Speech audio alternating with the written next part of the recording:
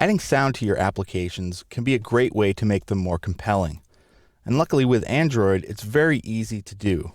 So I've just created a new blank project called Sound Playback. And like I've mentioned before, if we want to include things like audio and video with our application, we're generally going to put them in the resources folder in a folder called raw, which we're going to need to create. So let's right click on the resources folder, go to new folder, and we'll call it raw. Now in the exercise files in the assets folder, I have this sound effect called beep. So we're just going to drag that into the raw folder. And we're just going to leave it at the default here because we want to actually copy the files into that directory. And now we have our sound here.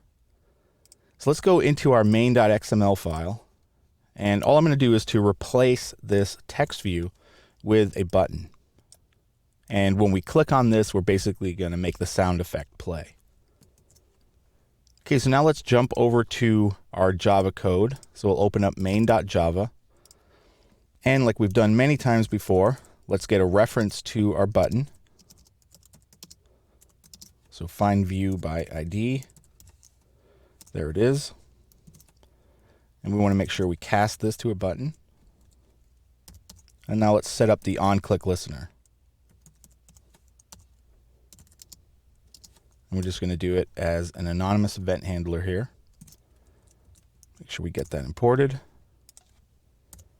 So when we want to actually play back audio and video in our applications, most of the time we're going to be using the media player class. And this class does exactly what it sounds like. It plays back media in your application. So I'm going to create a new instance of the media player class here, and I'm going to call it MP. Now here we don't create a new instance using the new keyword. We actually use a static method on the media player class called create. So let's do that. So media player dot create. Now this has a few different overrides here. We can provide a URI. So if we actually have a sound that's out on the network or maybe on the user's storage, we can play it that way. In our case, since it's a resource in our project, we're going to use this first one. So here we're going to pass in the context, which again, since we're in this inner event handler, the best way to do that is just to say main.this.